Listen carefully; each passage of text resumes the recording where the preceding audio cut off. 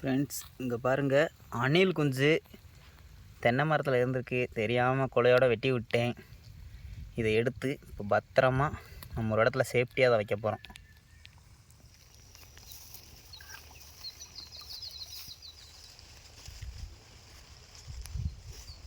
Friends, இந்த மரத்தில் தான் அந்த அணில் குஞ்சு இருந்துச்சு.